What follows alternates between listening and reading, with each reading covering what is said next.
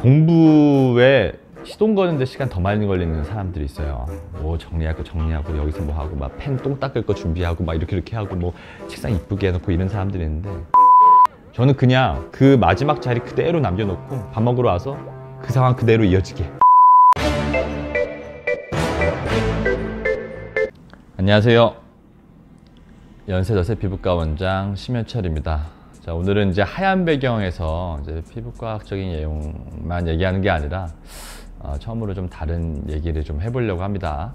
스카이캐슬이라고 종영된 드라마가 굉장히 유행을 했었었는데, 사실 전 드라마를 보지는 못했지만 굉장한 학구열이 좀 반영이 되었었던 드라마로 알고 있습니다. 근데 저희 병원이 이제 도곡동, 대치동에 이제 위치하고 있기 때문에 사실은 환자분들 중에서 자녀분들 공부 방법에 대해서 이제 물어보시는 분들이 꽤 있으십니다. 그래서 오늘은 어떻게 하면 공부를 잘 할 수 있는지에 대해서 말씀드리고자 합니다. 전부터 제 주변 지인들이나 아니면 학생 때 과외했었을 때, 최근에는 농협은행에 무슨 과장 진급시험이라는 게 있다던데, 이제 그 진급시험 보는 친구를 공부하는 거에 대해서 카운셀링을 해준 적이 있습니다.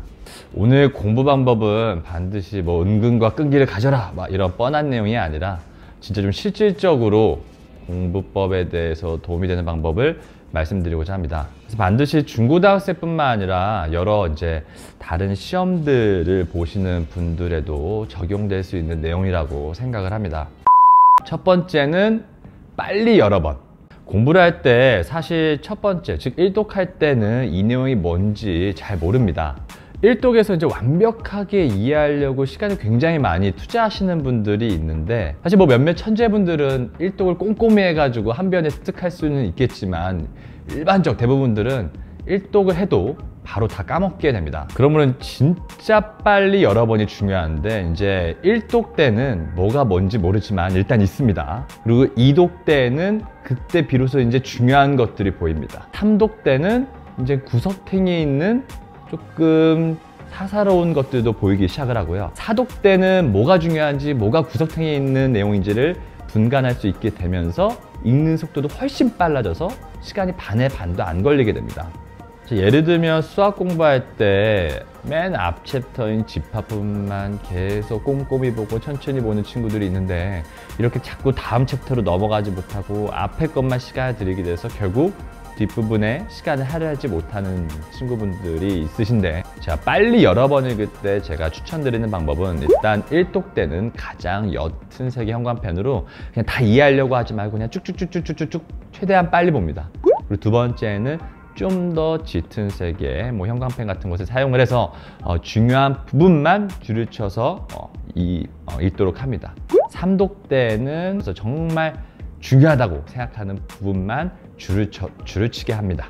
4독째부터는 어깨 아파가기에 줄을 다 그으면서 보는 것이 아니라 1, 2, 3독째에 이미 이제 색깔별로 중요도를 나눠놨기 때문에 그냥 눈으로만 쭉 읽더라도 굉장히 빠르게 시간이 반의 반도 안 걸리게 1독을 끝낼 수 있습니다. 자, 두 번째는 목차를 외워라 라는 겁니다. 우리가 무슨 학원 시험 같은 경우에는 챕터가 어디부터 어디까지 나온다 라는 걸 미리 알고 가기 때문에 우리가 이 범위에서 나오겠지 하면서 문제를 접근하게 되지만, 수능이나 여타 다른 시험들은 정말 광범위한 범위에서 나오기 때문에 어느 부분에서 나올지 미리 짐작을 할 수가 없습니다.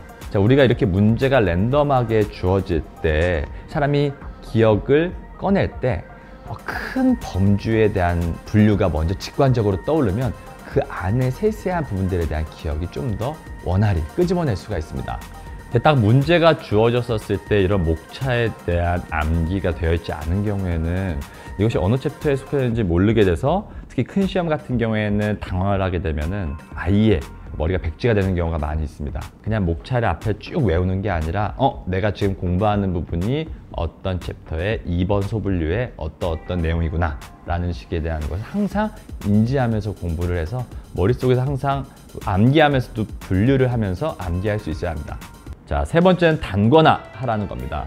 일단 인간의 기억력의 한계에 대해서 아셔야 되는데, 우리가 수능뿐만 아니라 의사 국가고시, 그리고 피부과 전문의 시험, 이런 것들은 정말 구석에서 나옵니다. 시험 일주일 전에 봐주지 않으면 사실은 뭐 천재가 아닌 이상은 그 누구도 대부분의 사람들 다 까먹을 수밖에 없어요. 그래서 시험 일주일 전에 모든 챕터를 빠르게라도 일독할 수 있어야 되는데 쉽지 않겠죠? 그래서 공부하면서 가장 정리가 잘 되어 있는 문제집을 하나 정해놓고 거기다가 다른 문제집을 풀면서 중요하다고 생각하는 내용, 즉 시험 일주일 전에 이건 꼭 봐야 되겠다 싶은 내용을 거기다가 첨삭해서 넣어서 단권화 시키라는 겁니다. 즉 한 번에 쭉 후루룩 읽을 수 있는 내용을 만들어 놓는 게 제일 중요하기 때문에 가장 정리가 잘 된 문제집에 정리를 하되 B라는 문제집의 페이지 354페이지에 위에 있는 표가 굉장히 중요할 것 같아. 그러면 B 문제집의 페이지 354 표 내용 참고,